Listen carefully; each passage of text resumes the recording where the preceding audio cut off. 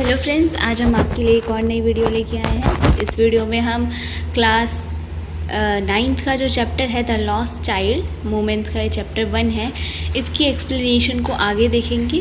हम इस चैप्टर की हाफ एक्सप्लेनेशन समझ चुके हैं, इस चैप्टर को आधा समझ चुके हैं। पार्ट 1 की वीडियो आपको डिस्क्रिप्शन बॉक्स में मिल जाएगी, उसका लिंक आपको मिल जाएगा, आप वहाँ से जाकर उसे देख सकते हैं। आज हम इस चैप्टर की एक्सप्लेनेशन को आगे कंटिन्यू करेंगे। तो जिन्होंने भी अभी तक हमारी वीडियो को लाइक नहीं किया है, लाइक कर दीजिए, चैनल को सब्सक्राइब कर लीजिए और अपने फ्रेंड्स के साथ इस वीडियो को शेयर ज़रूर कीजिएगा। तो चलिए स्टार्ट करते हैं। अब देखिए, हमने अब तक क्या पढ़ लिया था। एक बच्चा है जो अपने पेरेंट्स के साथ मेले में जाता है घूमने के लिए। वहाँ पे पहली चीज़ हमने पढ़ी थी कि वो एक मिठाई वाले को देखता है जहाँ पे उसे वो बर्फ़ी बहुत पसंद आती है, क्योंकि बर्फ़ी उसकी फेवरेट स्वीट है और वो उसे लेना चाहता है। बट उसे पता होता है कि उसके पेरेंट्स क्या करेंगे, मना कर देंगे, लेकिन फिर भी वो पूछता है और उसके पेरेंट्स उसे मना ही कर देते हैं। फिर वो आगे आता है। तो आगे आप देखिए, आगे क्या होता है। अ फ्लावर सेलर हॉग्ड, एक फूल बेचने वाला है, वो चिल्ला रहा है a garland of gulmohar, a garland of gulmohar, मतलब गुलमोहर की माला, गुलमोहर की माला, ठीक है। The child seemed irresistibly drawn. He went towards the basket where the flowers lay heaped and half murmured. अब जो बच्चा है वो उन फ्लावर्स, जो कि बहुत सुंदर फ्लावर्स हैं, उन्हें देख के खुद को रोक नहीं पाता, ठीक है, और भागता हुआ उस बास्केट के पास चला जाता है जिसमें बहुत सारे फूल रखे हैं और जो कि हीप की फॉर्म में पड़े हैं। हीप मतलब जैसे कि अगर ये बास्केट है, हीप मतलब होता है एक टाइप से ढेर, ऐसे करके जब हम एक के ऊपर एक, एक के ऊपर एक बहुत सारा रखते रहते हैं तो ढेर टाइप का बन जाता है, उसी को हीप कहते हैं। तो उस फॉर्म में रखा हुआ है और वो हाफ मर्मर्ड मतलब थोड़ा सा बुदबुदाता है, आई वॉन्ट दैट गार्लैंड, कि मुझे ये माला चाहिए। बट ही वेल न्यू, लेकिन उसे बहुत अच्छे से पता था, his parents would refuse to buy him, और कि उसके पेरेंट्स उन्हें ख़रीदने से मना कर देंगे those flowers, because they would say that they were cheap. So without waiting for an answer he moved on, क्योंकि वो कहेंगे उससे कि ये फ्लावर्स बहुत चीप हैं, क्योंकि हम इन फ्लावर्स को ख़रीदेंगे, फिर कुछ टाइम बाद ये मुरझा जाएंगे, फिर हम इन्हें फेंक देंगे। तो ये फ्लावर्स बहुत चीप हैं, बहुत सस्ते हैं। तो उसे पता था कि उसके पेरेंट्स मना कर देंगे, तो वो पहले बर्फ़ी चाहता है, ठीक है, फिर अब ये फ्लावर गार्लैंड्स चाहता है, लेकिन दोनों में ही उसे पता होता है कि उसके पेरेंट्स मना कर देंगे, तो उसे कुछ नहीं मिलता। और यहाँ पे भी वो बिना कोई आंसर का वेट किए, क्योंकि उसे पता है उसके पेरेंट्स मना कर देंगे, तो वो आगे बढ़ जाता है। अब आगे देखिए, आगे कहाँ जाता है वो। A man stood holding a pole with yellow, red, green and purple balloons flying from it.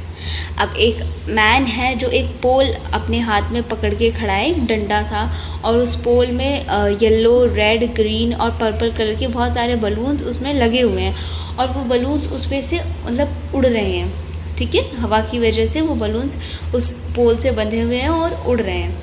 The child was simply carried by the rainbow glory of their silken colors, and he was filled with an overwhelming desire to possess them all.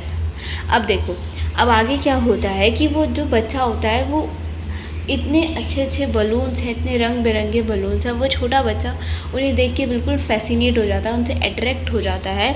और जो उन रंग बिरंगे colours में बहुत सारे balloon हैं, तो हम कह सकते हैं रेनबो ग्लोरी। रेनबो ग्लोरी का मतलब है कि रेनबो की शेड में। अब वहाँ उस मैन के पास अलग अलग कलर के बलून थे, तो बिल्कुल जो 7 कलर्स होते हैं रेनबो की, बलून्स हर कलर के हैं, तो बिल्कुल 7 कलर्स की वहाँ पे ब्राइटनेस है, तो इसीलिए कहा जा रहा है रेनबो ग्लोरी। तो अब उन कलर्स की मतलब उन बलून्स के कलर को देख के उनसे वो बच्चा अट्रैक्ट हो जाता है, और वो मतलब एक बहुत ही ज़्यादा ओवरवेलमिंग डिज़ायर, ओवरवेलमिंग का मतलब होता है वेरी ग्रेट, बहुत ज़्यादा उसके अंदर बहुत ज़्यादा इच्छा आ जाती है, बहुत ज़्यादा उसका मन करता है उन सबको लेने का, मतलब उसका बहुत मन होता है कि वो इन बलून्स को ले ले। but he well knew his parents would never buy him the balloons because they would say he was too old to play with such toys. लेकिन उसे बिल्कुल अच्छे से पता है कि उसके पेरेंट्स इन बलून्स को नहीं खरीदेंगे, क्योंकि वो उससे कहेंगे कि वो अब बहुत बड़ा हो गया है ऐसे टॉयज से खेलने के लिए। ऐसे टॉयज से छोटे बच्चे खेलते हैं, और लेकिन अब वो बहुत बड़ा हो गया। सो ही वॉकड ऑन फर्दर, तो इसीलिए वो आगे बढ़ जाता है। मतलब उसकी ये वाले डिज़ायर भी दब जाती है, वो इसे भी पूरा नहीं कर पाता। अब आगे देखिए, आगे वो कहाँ जाता है। आगे है, a snake charmer stood playing a flute to a snake which coiled itself in a basket, its head raised in a graceful bend like the neck of a swan. अब आगे आती है स्नेक चार्मर, यानी कि सबरा कह सकते हैं, जो कि खड़ा होके बांसुरी या फिर बीन बजा रहा है एक स्नेक के लिए। और वो स्नेक क्या है, एक बास्केट में कॉइल्ड है। कॉइल्ड मतलब कुंडली मार के बैठा है, गोल गोल बैठते हैं कॉइल। और जो उसकी नेक है वो थोड़ी सी बेंड होके ऐसे मुड़ी हुई बाहर निकल रही है। किस टाइप से बेंड है, जैसे स्वान जो होते हैं ना, एक टाइप का पक्षी होता है स्वान, हंस टाइप का, तो उसी की जैसे उनकी नेक होती है बेंड, उसी तरीके से इस स्नेक की नेक भी मुड़ी हुई है, बेंड है। While the music stole into its invisible air like the gentle rippling of an invisible water. और जो ये म्यूज़िक है, ये जो म्यूज़िक है जो उसकी फ्रूट से निकल रहा है, स्नेक चार्मर की फ्रूट से, वो उस स्नेक के इनविजिबल एयर, क्योंकि स्नेक के ईयर्स तो होते ही नहीं हैं, तो एक तरह से यहाँ पे कहा जा रहा है इनविजिबल एयर्स। वो म्यूज़िक उसके इनविजिबल एयर्स के थ्रू उसकी बॉडी में जा रहा है, और ऐसे वो उस म्यूज़िक में खोया जा रहा है, ऐसे वो स्नेक उस म्यूज़िक में खोया जा रहा है। जैसे एक साउंड नहीं आता है जब हम पानी में कुछ चीज़ को डालते हैं तो वेव्स सी आती हैं और हल्का सा बहुत जेंटल सी साउंड आती है, उस टाइप की साउंड है, उस टाइप का म्यूज़िक है जिसमें वो स्नेक जो है वो खोया जा रहा है। The child went towards the snake charmer, जो बच्चा है वो उस सपेरे की तरफ जाता है, ठीक है, क्योंकि उसे भी ये म्यूज़िक सुनना है, उसे भी देखना है उस स्नेक को। But knowing his parents had forbidden him to hear such coarse music as the snake charmer played, he proceeded further. But उसे पता था कि उसके पेरेंट्स ने उसे मना कर रखा है ऐसा कोर्स म्यूज़िक सुनने के लिए। कोर्स का मतलब होता है अनप्लीजेंस, ऐसा मतलब डल सा, ऐसा बेकार सा म्यूज़िक सुनने के लिए, जैसा कि वो सपेरा, वो स्नेक चार्मर बजा रहा है, उस म्यूज़िक को सुनने के लिए उसके पेरेंट्स ने मना कर रखा है, तो इसीलिए वो आगे बढ़ जाता है, यानी कि उसकी ये वाले भी डिज़ायर रह जाती है। अब आगे देखते हैं आगे क्या होता है। अब देखिए, अभी तक हमने देखा पहले उसको स्वीट चाहिए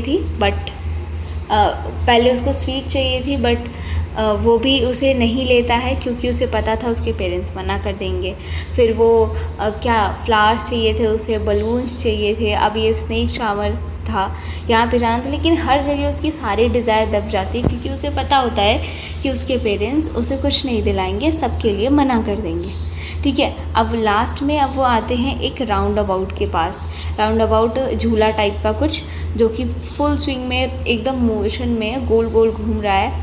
Men, women and children carried away in a whirling motion, shrieked and cried with dizzy laughter. बच्चे, आदमी हैं उसमें, औरत हैं, बच्चे हैं, वो सब लोग उसी के साथ उसी मोशन में घूम रहे हैं उस राउंड अबाउट के। वो हंस रहे हैं और बहुत ज़्यादा खुश हो रहे हैं और बहुत ज़ोर ज़ोर से हंस रहे हैं। The child watched them intently, वो बच्चा उन लोगों को बहुत ध्यान से देख रहा होता है। And he made a bold request, और वो अपनी सारी करेज को इकट्ठा करता है और बहुत ही साहस के साथ एक रिक्वेस्ट मांगता है उनसे, एक रिक्वेस्ट करता है। I want to go on the roundabout, मुझे इस राउंड अबाउट पे जाना है, प्लीज़ फादर मदर, प्लीज़ माता पिता, ठीक है। अब ये रिक्वेस्ट वो बहुत हिम्मत जुटा के करता है, क्योंकि फ़र्स्ट टाइम जब उसने रिक्वेस्ट की थी उस बर्फ़ी के लिए, तब उसके पेरेंट्स ने उसे अपनी डरावनी सी रेड आइज़ दिखाई थी और उसे मतलब मना कर दिया था उस चीज़ के लिए। फिर से वो एक बार और रिक्वेस्ट करता है, but there was no reply, अभी कोई रिप्लाई नहीं मिलता उसे, कोई आंसर ही नहीं आता उसे पीछे से। He turn to look at his parents, वो पीछे मुड़ता है अपने पेरेंट्स को देखने के लिए, they were not there ahead of him, वो उसके आगे नहीं होते। He turn to look on either side, फिर वो इधर उधर देखता है कि उसके पेरेंट्स शायद उसके आसपास खड़े हो। दे वर नॉट देयर, वो वहाँ पे भी नहीं होते। ही लुक्ड बिहाइंड, फिर वो पीछे देखता है। There was no sign of them, वहाँ पे भी उनका कोई साइन नहीं होता। इट मीन्स अब हमें यहाँ पे पता चलता है कि ये लॉस्ट चाइल्ड क्यों है इस चैप्टर का नाम, क्योंकि अब ये बच्चा जो है ये खो चुका है, ये अपने पेरेंट्स से अलग हो गया है, ये खो चुका है। ठीक है, अब देखेंगे आगे क्या होता है। A full deep cry rose with his dry throat, and with a sudden jerk of his body he ran from where he stood. और एक बहुत बड़ी सी और गहरी सी, बहुत ज़ोर से वो चिल्लाता है, बहुत ज़ोर से रोता है और अचानक से भागता हुआ, जहाँ पे वो खड़ा होता है वहाँ से भागता हुआ जाता है। क्राइंग इन रियल फियर, और वो बहुत रोता है जिससे हमें ये देखने को मिलता है कि वो बहुत डरा हुआ है, बहुत ज़्यादा डरा हुआ है, और वो मतलब उसी डर में चिल्लाता है mother father. Tears roll down from his eyes, उसकी आंखों से आंसू गिर रहे हैं। Hot and fires he flushed face was convulsed with fear, और उसका जो चेहरा है वो पूरा डर से भरा हुआ है। मतलब उसे इतना डर है, ऑब्वियसली होगा, एक छोटा सा बच्चा है जो अपने पेरेंट्स से अलग हो गया है तो वो बहुत डरेगा। तो वो बहुत रो रहा है और बहुत डरा हुआ है। पैनिक स्ट्राइकन, और बहुत पैनिक है, नर्वस भी है। He ran to one side first then to other side, वो एक जगह से दूसरी तरफ भाग रहा है, दूसरी से इधर भाग रहा है। हैदर एंड थाइदर का मतलब है हियर एंड देयर, तो इधर उधर भाग रहा है, ऑल डायरेक्शंस, हर डायरेक्शन में इधर से उधर भागे जा रहा है। Knowing not where to go, उसे पता भी नहीं है कि उसे जाना कहाँ है। मदर फादर ही वेल्ड का मतलब होता है रोना, तो वो रोते हुए यही कहता है mother father.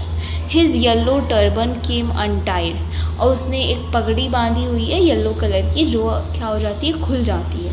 And his clothes become muddy, अब वो जब इधर से उधर इतना भाग रहा है, इतना नर्वस है, बहुत भाग रहा था इधर से उधर, तो उसके कपड़े जो हैं वो भी मडी हो जाते हैं, वो भी ख़राब हो जाते हैं, उन पर भी धूल जम जाती है, वो भी गंदे हो जाते हैं। Having run to and fro in a rage of running from a while, he stood defeated, और इतना ज़्यादा वो भागता है इधर से उधर, फिर क्या होता है, एकदम हार के खड़ा हो जाता है, क्योंकि उसके पेरेंट्स उसे कहीं नहीं मिलते। His cries suppressed into sobs, अब जो उसका रोना है वो सोब्स में सप्रेस हो जाता है। सोब्स मतलब होता है सिसकियाँ लेना, जब हम सुबकते हैं या फिर हमारी आवाज़ जो है वो रुक रुक के निकलती है और हम मतलब रोते जाते हैं, ठीक है, तो सिसकियाँ लेना इसे कहते हैं sobs. At little distance on the green grass he could see, थोड़ी दूर पे जहाँ पे ग्रीन ग्रास है वो देख पाता है। थ्रू हिज फिल्मी आइज़, अपनी फिल्मी आँखों से। मैन एंड वुमेन टॉकिंग, लोग, औरत और आदमी सब बात कर रहे हैं। ही ट्राई टू लुक इंटेंटली, वो बहुत ध्यान से देखता है, इंटेंटली का मतलब केयरफुल, वो बहुत ध्यान से उन लोगों को देखता है। Among the patches of bright yellow clothes, जो ब्राइट येलो क्लॉथ्स हैं, ब्राइट येलो क्लॉथ्स पहने हुए जो लोग हैं वो उन्हें बहुत ध्यान से देखता है। There was no sign of his father, लेकिन वहाँ पे उसके फादर का कोई साइन नहीं मिलता, यानी कि उसे वहाँ पे उसके फादर और मदर कहीं नहीं दिखते उन लोगों के बीच में। वो लोग बस क्या कर रहे हैं, who seem to laugh and talk just for the sake of laughing and talking, वो लोग बस वहाँ पे खड़े होकर हंस रहे हैं और बातें कर रहे हैं। उन्हीं लोगों के बीच में वो बच्चा अपने पेरेंट्स को ढूंढने की कोशिश करता है, बट उसे उनके बीच में भी उसके पेरेंट्स नहीं दिखते हैं। ठीक है, अब आगे क्या होता है, क्या उसके पेरेंट्स उसे मिलेंगे, देखते हैं। ही रैन क्विकली अगेन, फिर से वो भागता है। This time to a shrine, और वो इस टाइम कहाँ पे जाता है, श्राइन का मतलब होता है टेम्पल। हर मेले में एक टेम्पल होता है, ठीक है, तो एक टेम्पल की तरफ वो जाता है। To which people seemed to be crowding, और जहाँ पे बहुत सारे लोगों की भीड़ जमा होती है। Every little inch of space here was congested with man, हर एक इंच की भी जगह ना लोगों से भरी हुई है। कंजेस्टेड मतलब होता है फुल ऑफ, एकदम खूब सारा भरा होना, कंजेस्टेड विद मैन। तो मतलब वहाँ पे आप इमेजिन कर सकते हैं इन वर्ड्स के थ्रू कि वहाँ पे कितनी भीड़ होगी। बिल्कुल आधे इंच तक की, 1 इंच तक की भी जगह वहाँ पे खाली नहीं है। But he ran through people's leg, लेकिन वो फिर भी लोगों के पैरों के बीच में से निकल जाता है। हिज लिटिल सोब लिंगरिंग, और उसकी जो सिसकियाँ हैं वो अभी तक चल रही हैं, वो अभी तक रो रहा है मदर फादर कहते हुए। Near the entrance of temple, और वो जब टेम्पल की एंट्रेंस पे आता है तो एक चिल्लाता है मदर फादर। तो देखते हैं आगे क्या होगा। However the crowd become thick, अब वो जैसे ही टेम्पल की एंट्रेंस तक पहुंचता है वहाँ पे जाके चिल्लाता है मदर फादर, और जैसे ही वो टेम्पल की एंट्रेंस तक जाता है जो भीड़ है वो और बढ़ती जाती है। मैन जॉस्टल्ड ईच अदर, जॉस्टल का मतलब होता है पुश्ड, एक दूसरे को धक्का देना, लोग एक दूसरे को धक्का दे रहे हैं, लाइक इस धक्का मुक्की कर रहे हैं। हैवी मैन, बहुत स्ट्रॉन्ग मैंस है वहाँ पे, with flashing murderous eyes, murderous मतलब बहुत उनकी डरावनी आँखें हैं। एंड हैफ्टी शोल्डर्स, हैफ्टी मतलब लार्ज और हैवी, बड़े और ताकतवर शोल्डर्स हैं उनके। The poor child struggle to thrust a way between their feet but, वो बेचारा बच्चा कोशिश करता है उन लोगों के बीच में से जगह बनाने के लिए, उन्हें धक्का दे के और फिर उनके बीच में से जगह बनाने के लिए। बट क्या होता है, but knocked to and fro by their brutal movement। अब knocked का मतलब है हिट, हिट मतलब वो बच्चा उनके पैरों के बीच में से, उनके बीच में से जगह बनाने की कोशिश कर रहा है, लेकिन क्या होता है अब लोग इतनी धक्का मुक्की कर रहे हैं तो उसे क्या हो जाती है, चोट लग जाती है। हिट मतलब चोट लग जाती है, ठीक है। उनके ब्रूटल मूवमेंट से, ब्रूटल मतलब हार्श या फिर रफ, अब वो लोग इतना ज़्यादा धक्का मुक्की कर रहे हैं, इस मूवमेंट की वजह से उस बच्चे को चोट लग जाती है। He might have been trampled under foot had he not shrieked at the highest peak of his voice, अगर वो अपनी ज़ोर सी आवाज़ में चिल्लाता नहीं, मतलब पूरे एकदम अपने पूरी ताकत को जुटा के वो बहुत तेज़ चिल्लाता है, अगर वो चिल्लाता नहीं तो वो पक्का उन लोगों के पैरों के नीचे कुचला जाता है। ट्रैम्पल्ड का मतलब होता है क्रश्ड, कुचल जाना, तो वो पक्का उन लोगों के पैरों के बीच में कुचला जाता है अगर वो बहुत तेज़ से चिल्लाता नहीं। और वो क्या चिल्लाता है, फादर मदर, ठीक है। A man in the surging crowd heard his cry and stopping with great difficulty lifted him up in his arms। और एक आदमी होता है उसी सर्जिंग क्राउड में, सर्जिंग मतलब पावरफुल, बहुत बड़ी भीड़ है, तो उस क्राउड में एक आदमी होता है जो उसकी रोने की आवाज़ को सुन लेता है और वो क्या करता है, वो उसे अपने आर्म्स में, अपनी गोद में उसे उठा लेता है, ठीक है। अब आगे क्या होता है, how did you get here child, whose baby are you, the man asked as he steered clear of the mass. The child wept more bitterly than ever now and only cried, I want my mother, I want my father. अब वो man जो है वो उस बच्चे से पूछता है तुम यहाँ पे कैसे आए और तुम किसके बच्चे हो, और वो मैन उससे पूछते हुए इधर उधर उस भीड़ में देखता भी है कि कोई इसको ढूंढ रहा हो या फिर कोई इसका पेरेंट्स हो। The child wept more bitterly, अब वो बच्चा ना पहले से ज़्यादा रोने लगता है और सिर्फ एक ही बात कहता है, मुझे मेरी मदर चाहिए, मुझे मेरे फादर चाहिए। The man tried to soothe him, soothe का मतलब होता है कंफर्ट, वो मैन कोशिश करता है उसको कंफर्ट करने की, उसे शांत करने की, कंसोल करने की, by taking him to the roundabout, और उसे कंसोल करने के लिए वो कहाँ ले जाता है, उसी राउंड अबाउट पे जो अभी थोड़ी देर पहले वो बच्चा उस पर बैठना चाहता था। अब हम देखते हैं क्या वो बैठता है उस पर कि नहीं। Will you have a ride on a horse, वो उससे पूछते हैं क्या तुम इस घोड़े पे बैठोगे। घोड़े मतलब एक तरह का झूला होता है ना जिसमें साइड में घोड़े लगे होते हैं और फिर वो गोल गोल घूमता है, उस पर बच्चे बैठ के घूमते हैं, तो वही वाला झूला है जिस पे वो पूछते हैं क्या तुम इस घोड़े पे राइड करोगे। अब वो राउंड अबाउट पे थोड़ी देर पहले घूमना चाहता है, इसी बात के लिए वो अपने पेरेंट्स से रिक्वेस्ट भी करता है। He gently asked as he approach the ring, वो आदमी जो है वो उससे प्यार से पूछता है। The child throat tore into 1,000 shrill throats and he only shouted, I want my mother, I want my father. लेकिन अब देखो वो बच्चा क्या करता है, वो उसका जो गला है पूरा भर जाता है सिसकियों से, वो फिर से बहुत ज़ोर से रोता है और बहुत ज़ोर से चिल्लाता है कि मुझे मेरी मदर चाहिए, मुझे मेरे फादर चाहिए। जब आपको समझ में आया? अभी कुछ देर पहले वो उस राउंड अबाउट पे घूमना चाहता था, उस झूले पे झूलना चाहता था, बट क्या है, अब जब उसे कोई ऑफ़र कर रहा है तो वो मना कर दे रहा है और सिर्फ इतना कह रहा है, मुझे मेरी मदर चाहिए, मुझे मेरे फादर चाहिए। अब आगे क्या होता है, फिर वो आदमी क्या करता है, the man headed the place where the snake charmer still played on the flute to the swaying cobra. अब वो आदमी उस बच्चे को उस जगह लेके जाता है जहाँ पे जो सपेरा है वो अभी भी अपना जो खेल है वो दिखा रहा है, उस कोबरा को फ्लूट के थ्रू नचा रहा है। Listen to that nice music child, he pleaded. अब वो मैन जो है वो उस बच्चे से प्लीड करता है, प्लीड मतलब एक तरह से रिक्वेस्ट करता है कि इस नाइस म्यूज़िक को सुनो, क्योंकि वो मैन चाहता है कि ये बच्चा शांत हो जाए, कंफर्टेबल फील करे। तो वो कहता है कि देखो ये कितना अच्छा म्यूज़िक है और इसको सुनो। But the child set his years with his fingers and shouted his double pitched strain, I want my mother, I want my father. लेकिन वो बच्चा क्या करता है, अपने ईयर्स को अपनी फिंगर से क्या कर लेता है, शट कर लेता है, बंद कर लेता है और डबल पिच्ड स्ट्रेन मतलब कि अपनी दुगनी आवाज़ में चिल्लाता है, अपनी जितनी भी ताकत है उसको इकट्ठा करके बहुत ज़ोर से चिल्लाता है कि मुझे मेरी मदर चाहिए, मुझे मेरे फादर चाहिए। मतलब कि अभी हमने देखा था इस बच्चे को सपेरे की उस आवाज़ को सुनना होता है, जाना होता है, लेकिन जब अब उसे ऑफ़र मिल रहा है तो वो इस ऑफ़र को भी मना कर देता है। The man took him near the balloons, अब वो बलून्स के पास लेके जाता है। Thinking the bright colours of the balloons would distract the child attention and quietened him. ये सोचते हुए कि ये जो बलून्स हैं इसका कलर जो है इस चाइल्ड की अटेंशन को डिस्ट्रैक्ट कर लेगा, मतलब चाइल्ड की अटेंशन को अपनी तरफ अट्रैक्ट कर लेगा और इससे ये बच्चा रोना बंद कर देगा और शांत हो जाएगा। बट अब देखते हैं आगे क्या होता है, क्या ये भी ट्रिक काम करेगी उसकी।